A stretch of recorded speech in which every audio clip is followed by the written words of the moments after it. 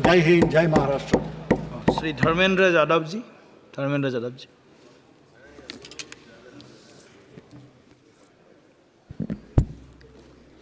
धन्यवाद सभापति महोदय।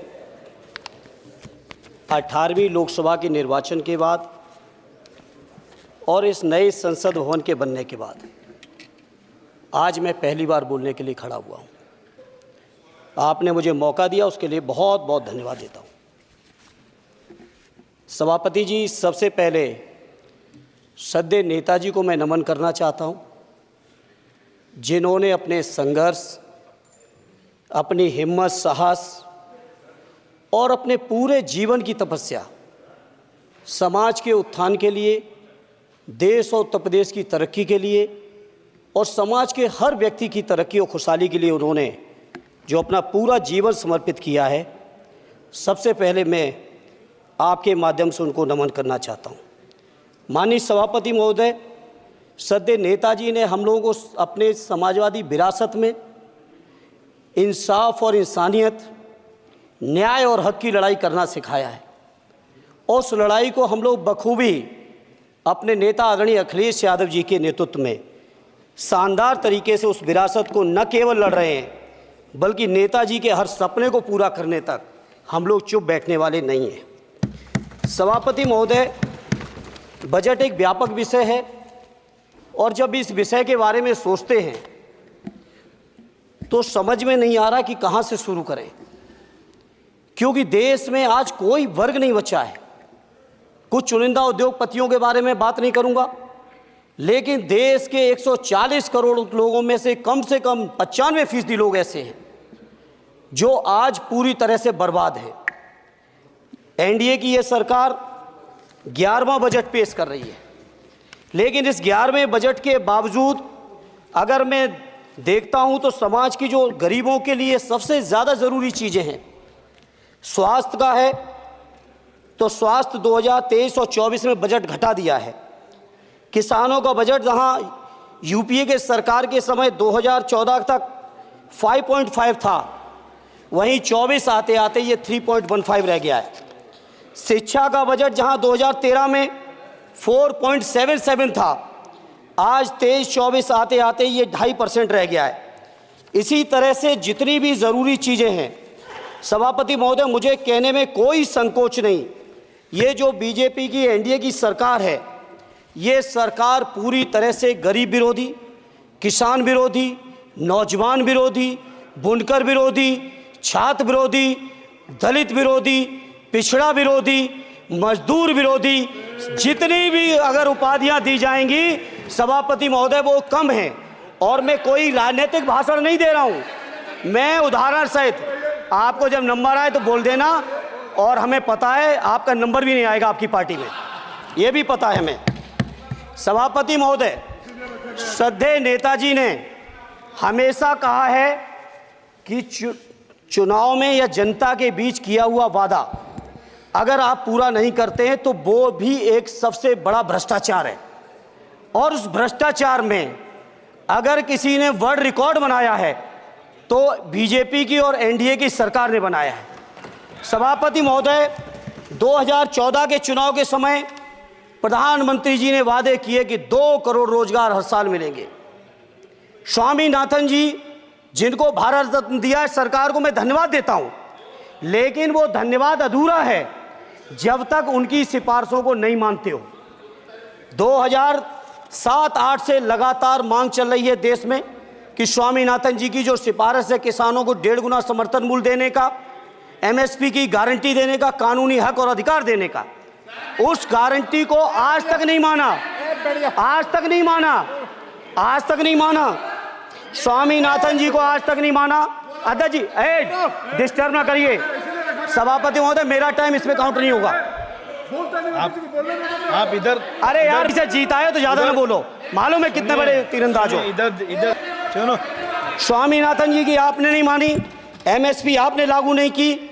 कितनी बढ़िया बातें कि खाद पे हम सब्सिडी बढ़ा रहे हैं, पहले 50 किलो को 45 किलो, फिर 45 किलो को 40 किलो, और मुझे लगता है कि एक तीसरा कार्यकाल पूरे होते होते केवल 10 ही किलो बचेगा खाद के कट्टे में, इससे ज़्यादा नहीं बचेगा। मंडी एक नहीं बनाई, आत्महत्या इतनी कर रहे हैं किसान। और किसान अगर अपनी एमएसपी की मांग करते हैं, हजारों किसान यहीं दिल्ली की सीमा पर मारे जाते हैं, और आप सोचते हो कि आपकी बात को कोई समझेगा नहीं। सभापति महोदय, नौजवानों को कितना गुमराह किया गया।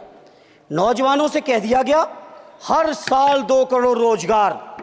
मैं आज सवाल पूछता हूं अपने नौजवानों की ओर से, बताएं भारतीय जनता पार्टी के लोग, सरकार में बैठे लोग, 10 साल आपने राज कर लिया है, आखिर 20 करोड़ नौजवानों को रोजगार कहां है?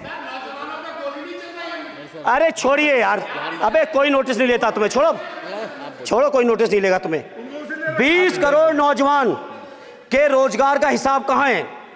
आज 11वें बजट में जब याद आई तो वो भी ट्रेनिंग की बात करते हो। मैं कहना चाहता हूं IIM, IIT के नौजवानों को रोजगार नहीं दे पा रहे हो।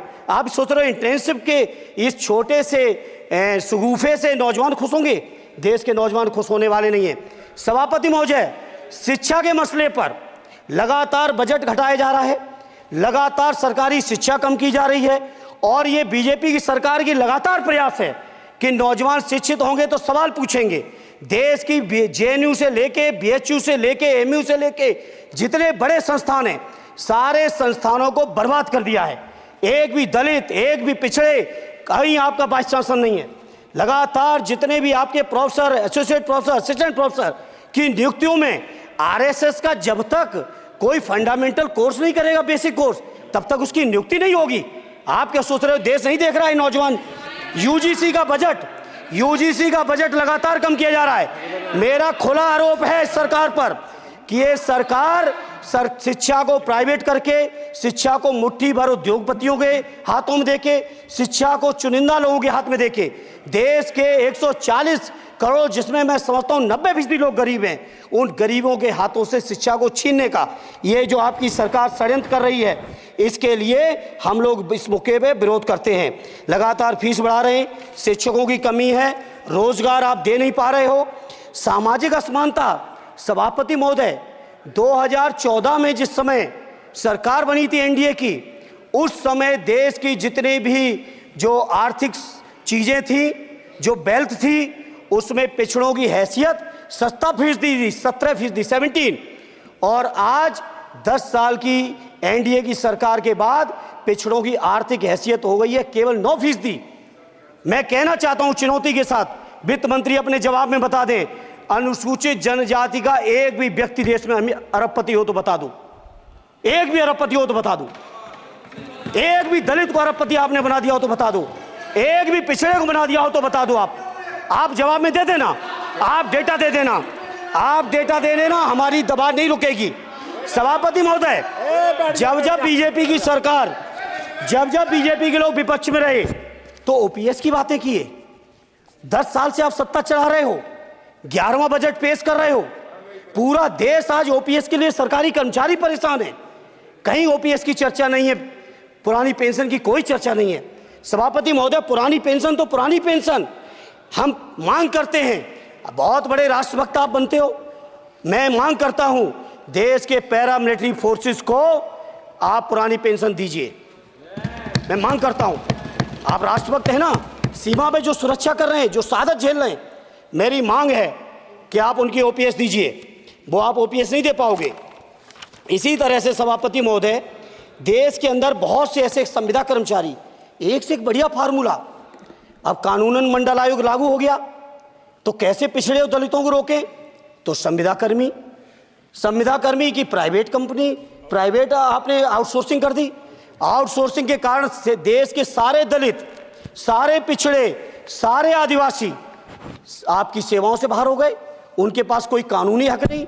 तो ये जो आरक्षण को खत्म करने के तरह तरह के जो आप लोग षड्यंत्र अपना रहे हो, इस षड्यंत्रों को देश का जनमानस पूरी तरह से जान भी चुका है, पहचान भी चुका है, और इसीलिए उत्तर प्रदेश से तो आपको कर ही दिया है बाहर, देश से भी बाहर जल्दी करेंगे, और हमारे साथी मिलकर दूसरे प्रांतों से भी बाहर करेंगे।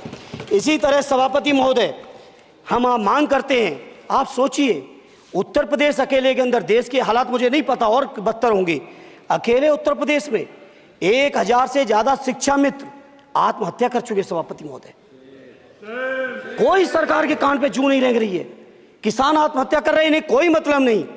अनुदेशकों को तनख्वाह नहीं मिल रही है समय से, कोई मतलब नहीं। आंगनबाड़ी महिलाएं परेशान हैं, इनको कोई मतलब नहीं। सभापति महोदय, आपकी आशा बहुएं, आपकी ये रसोईया महिलाएं, आपकी आंगनबाड़ी, पंचायत सहायक, रोजगार सेवक, मैं समझता हूं सभापति महोदय यहाँ बैठे हर सदस्य के पास इनके क्षेत्रों का ये डेलीगेशन जरूर मिलता होगा और मांग करता होगा कि कम से कम हमारा मानदेय बढ़ाया जाए, हमें स्थायी किया जाए। सभापति महोदय, इसके लिए सभापति महोदय मेरी पार्टी के किसी भी मेंबर से हम नंबर कम कर लेंगे, टाइम, मेरा टाइम बढ़ा दीजिए, बढ़ा दीजिए, कोई भी मेंबर हमारे लिए दे देंगे टाइम। इसलिए सभापति महोदय, इन सभी समस्याओं के लिए मैं आपसे कहना चाहता हूं कि इनका समाधान करिए, और नहीं समाधान करेंगे तो अभी तो बैसाखी पे बन गए, बिहार और आंध्रा को पैकेज देखे फिर देश में कितने राज्यों को पैकेज दे पाओगे। अरे वित्त मंत्री जी, उत्तर प्रदेश से आते हो, इतना भी हक नहीं कि पूरे बजट भाषण में एक बार उत्तर प्रदेश का नाम आ जाता। इतना अयोध्या से नफरत हो गई, अयोध्या से अवधेश जी क्या जीत गए, आप लोगों को इतनी नफरत हो गई कि एक भी उत्तर प्रदेश का एक बार भी नाम नहीं आया। सभापति महोदय, इसे मैं आज इस मौके पर सभापति महोदय देश के गरीबों, किसानों, नौजवानों, व्यापारियों, बुनकरों सभी की ओर से कहना चाहता हूं, ये बजट देश विरोधी बजट है। कुछ समस्याओं के लिए सभापति महोदय संवेदनशीलता के साथ मैं कहूंगा सरकार को विचार करना चाहिए। श्रद्धेय नेताजी जब रक्षा मंत्री थे, उन्होंने व्यवस्था दी थी कि देश के अंदर जो भी सैनिक शहीद हुए हैं उनको ससम्मान उनके घरों पे जाके राष्ट्रीय सम्मान के साथ उनकी अंत्येष्टि हो। मैं उन्हीं की परंपरा को आगे बढ़ाते हुए एक और मांग करता हूं सभापति महोदय कि जो हमारे शहीद जिनकी अंत्येष्टि स्थल जहां कहीं भी बना हो, जिस भी परंपरा से बना हो, अरे आपको कुछ नहीं पता है, अरे यही तुम्हारे सैनिकों के लिए यही तुम्हारा भाव है। सभापति महोदय, आप बोले सर। सभापति महोदय, मेरा अनुरोध है अग्निवीर की योजना खत्म की जाए। ये 4 साल के सैनिक से देश की उतनी मजबूत रक्षा नहीं हो सकती। नौजवानों को गुमराह करके केवल 4 साल, उन्हें दो ना 60 साल तक रिटायरमेंट, 4 साल बाद वो कहाँ नौकरियां ढूंढेंगे। इसे मेरी मांग है अग्निवीर की योजना खत्म की जाए। साथ ही साथ मेरी एक मांग और है कि जो शहीदों की शहादत स्थल है उसको शहीद स्थल के तौर पर डेवलप करने के लिए केंद्र सरकार को अतिरिक्त बजट देना चाहिए। मैं नहीं समझता हूं इसमें किसी को कोई दिक्कत होनी चाहिए। इसी तरह सभापति महोदय, बातें बहुत लंबी लंबी की जाती हैं, थोड़ा सा मैं अपने क्षेत्र के बारे में कहूँगा। आदरणीय हमारे नेता माननीय राममूर्ति वर्मा जी ने भी कहा है, माननीय लालजी वर्मा जी ने भी, जो बाढ़ की समस्या है, जो समस्या बिहार में है नेपाल से पानी छोड़ने की, वही समस्या उत्तर प्रदेश की भी है। और विशेषकर पूर्वी उत्तर प्रदेश में अगर आप चलिए तो खीरी से शुरू करेंगे, पीलीभीत खीरी से लेके पूरा आप चले जाइए और एकदम कुशीनगर बॉर्डर तक, बिहार बॉर्डर तक पूरी की पूरी समस्या है। घाघरा जब आती है तो मैं समझता हूँ इन जिलों के लाखों लोगों को तहस नहस करके चली जाती है। जितना विकास होता है सभापति महोदय, बरसात के समय वो सारा का सारा विकास पूरी तरह से खत्म हो जाता है। इसलिए मेरी मांग है केंद्र की सरकार से कि बजट आप पास कर रहे हो तो कम से कम उत्तर प्रदेश से इतनी नफरत ना करो। 2 बार तो उत्तर प्रदेश की दम पे ही बैठे थे और तब भी ये वित्त मंत्री जी हंस रहे हैं, इनके यहाँ भी आता है बाढ़ तो जाती होगी, महाराज बसता तो नहीं होगा, कुशीनगर बसता नहीं होगा, आपका मऊ बसता नहीं है, आजमगढ़ बसता नहीं, अम्बेडकर नगर बसता नहीं, बहराइच बसता नहीं, खीरी बसता नहीं, श्रावस्ती बसता नहीं, पीलीभीत बसता नहीं, बलिया बसता नहीं है, कुशीनगर बसता नहीं है, गोरखपुर बसता नहीं है। इतने जिले तो हमारे उत्तर प्रदेश के प्रभावित हैं। तो बिहार की तरह से एक विशेष पैकेज हमारे उत्तर प्रदेश के लिए भी दे दो। कम से कम इतना तो कहने की हिम्मत रखो, केवल चीखने के लिए बैठे हैं सब के सब। सभापति महोदय, दूसरा एक मैं बात, हमसे पूर्व जो सांसद रहे हमारे आजमगढ़ के, बड़ी लंबी लंबी बातें की, गोरखपुर से आजमगढ़ होते हुए बनारस तक का हमने रेलवे लाइन स्वीकृत करा दिया। सभापति महोदय, मैंने जब पता किया अधिकारियों से तो सच्चाई ये है कि अभी उस पर एक भी पैसे का बजट का आवंटन नहीं है, नहीं है बजट का आवंटन। हाँ, आज आप ही ने तो पेश किया बजट, आप ही तो साइन किए हो, निर्मला जी ने तो किया नहीं होगा, आप ही ने किया होगा। तो सभापति महोदय, उस पर बजट भी आए, उस पर बजट भी आना चाहिए। दूसरा सभापति महोदय, ये जो समस्या है बाढ़ वाली, मैं समझता हूँ कोई अकेले मेरी नहीं है, मेरे अकेले क्षेत्र की नहीं है। जो भी संवेदनशील व्यक्ति होगा इस पर जरूर गंभीरता से सोचेगा, उसको सोचे। इसी के साथ मैं अपनी पार्टी की ओर से इस जन विरोधी बजट का पुरजोर विरोध करता हूं। बहुत बहुत धन्यवाद। श्री सुखदेव भगत जी।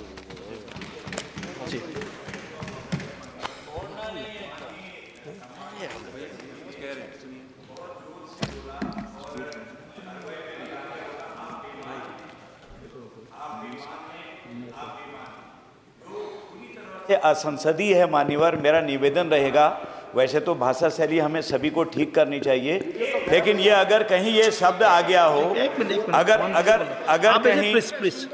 अगर कहीं ये शब्द कार्रवाई में आ गया हो तो मान्यवर निवेदन है उसे हटा दिया जाना चाहिए। देख लेंगे।